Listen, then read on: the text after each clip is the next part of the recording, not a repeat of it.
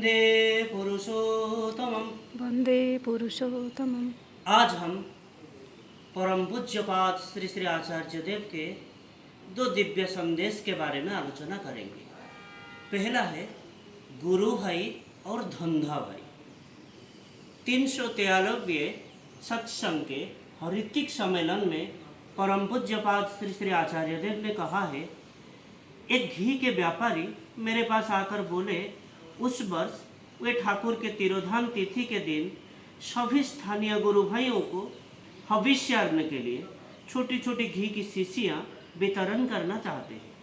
और मैंने उनसे कहा, जिसके सानिध्य में जाने पर तुम्हारे भीतर तुम्हारे गुरु का अनुभव जाग उठे, वही तुम्हारा गुरु भाई है।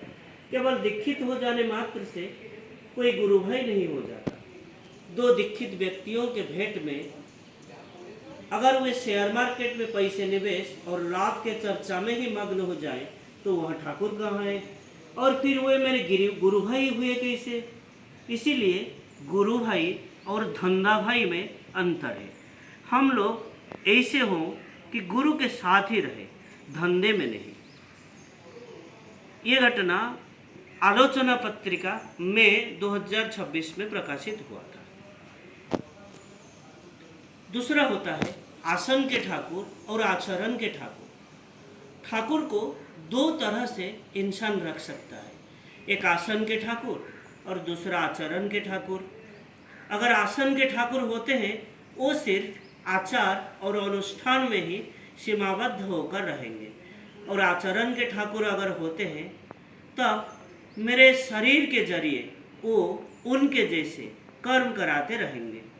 मैं जब बात बोलूँगा तब मैं और कदयुति चक्रवर्ती जैसे बात नहीं बोलूँगा, वरन मैं श्री श्री ठाकुर अनुकूल चंद्र जिस भाव से बोलते हैं, जैसे बोलते हैं, मेरे बात में वही आभासी फूट निकलेगा, और ये प्रकाश ही होता है आचरण के ठाकुर। और आचरण के ठाकुर ही मुझे शक्तिशाली बनाते हैं, मुझे तेजोदीप्त करते हैं, उत्साहित करते हैं।